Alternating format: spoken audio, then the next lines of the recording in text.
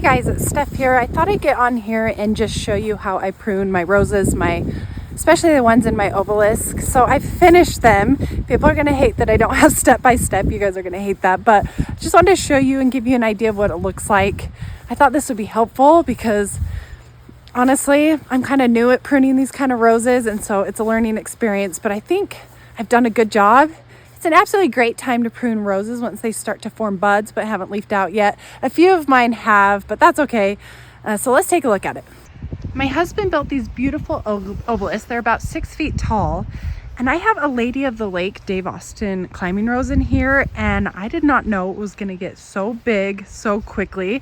So I've pruned it really hard. So I wanna show you where I started. I left the mess here. That's what I typically do.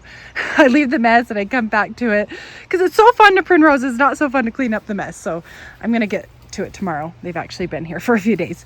But I decided, since it is such a big climbing rose and it's too big for this little obelisk, I had a huge branch that was coming out here to prune it really hard. But you can prune roses really hard. They're gonna be fine. They grow on new wood, so you're gonna get new branches where all the buds form. And so I started out by taking out the oldest canes. So this one was huge. It's a 3-year-old plant, and it was taking over this entire area. It was coming all the way out here, so it was way too big. I did not want any more growth on this. And then I took out another large one. And so I took out, I pruned it heavily. So look at all of these branches, and I'll show you what it looks like now. I left some thicker canes. You don't want to leave too small ones just because they're gonna have a harder time holding up a bloom. But on a climbing rose, I don't really care about that because it has so much help with the obelisk that they're gonna hold up that bloom naturally versus a rose bush that's on its own. And so this is how many canes I left. I've got about 1, 2, 3, 4, 5, 6, 7, 8, 9. And that's gonna be a really, really good starting point. And then look at all of these buds that are forming into leaves now. So these are gonna grow out. They're gonna just take over this entire thing. And so look how much there is left on here. So kind of, if you want, you can just mimic this, but they're gonna get tall. They're gonna take over this entire top. I'll have to probably prune it in the summer just to keep it in control, but this Lady of the Lake is awesome. It blooms all summer long. The blooms are super huge. It's kind of what I wanted here. Something a little bit more, kind of a rambler style, just a little bit more subtle with the blooms. But yeah, that's what I've done. And I took out some of the really weak stems, but this is a nice stem, and I cut it back by about 1/3 to 2/3. You could even cut it in half, but if it's completely out of control, you could just cut it to the ground. So I'll show you this one over here.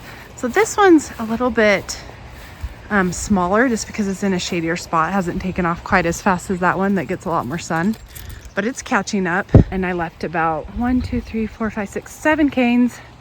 I left one of the bigger ones on each of them, but you see that growth right there? That's gonna be a new stem. All of these are gonna be beautiful stems, so they'll make their way and put on just as much growth as I cut off.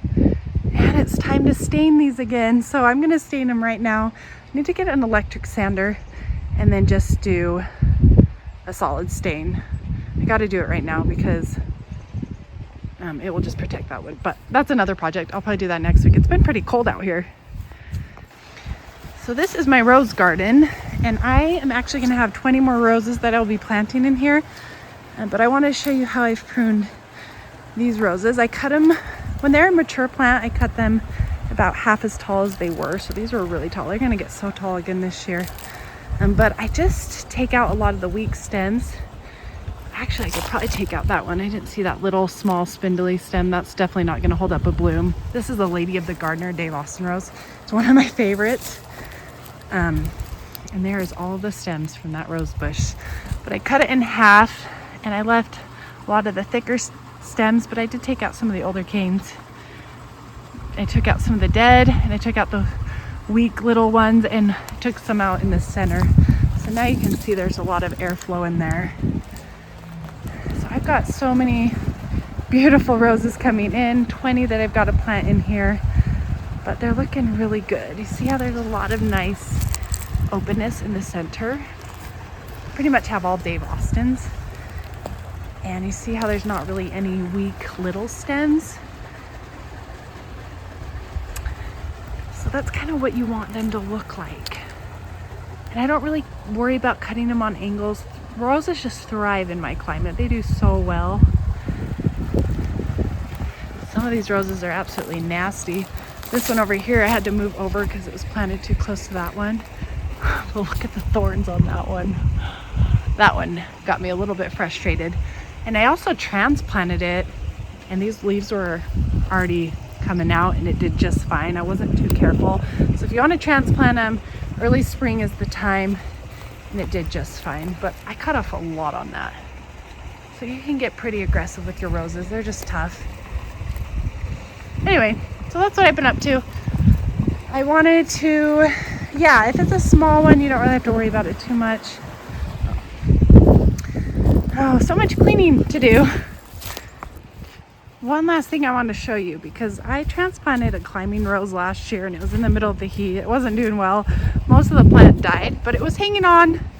And so you can kind of rejuvenate a rose that's just looking horrible. It's just gotten completely out of control, especially climbing roses. So right here, I just cut it all the way to the ground.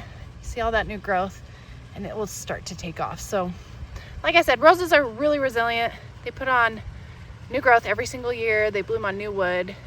And so you want to cut them in early spring, and then after that you can kind of just let them do their thing. But this is a beautiful one. It's the Swithon climbing rose from Dave Austin. It will take up this entire area. It gets about, I think, 10 feet tall, maybe 5 to 6 feet wide. But the top growth was all dead, and it survived on the base, so we're doing good with that one. Oh my goodness, so this one over here I kind of just put here because I didn't know where it was gonna go. So this is kind of what it looked like. The whole thing was dead. So don't give up on them if they look like this. I wasn't sure this one was alive, but now that I've cut it back, look at all that growth. I'm so excited. I thought I had lost this one. Yay. Are you excited too?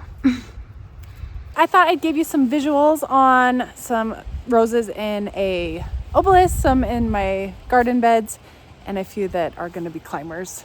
Climbers weren't really a great example because they're not mature, and that's not really going to help you out. But I think with the Obelisk, that should be a good starting point. I know there's so many good videos out there on rose pruning, but I like to share it. Sometimes I like to just see a visual and copy it, so hopefully that will help you out. Thanks for watching. I am so excited for spring.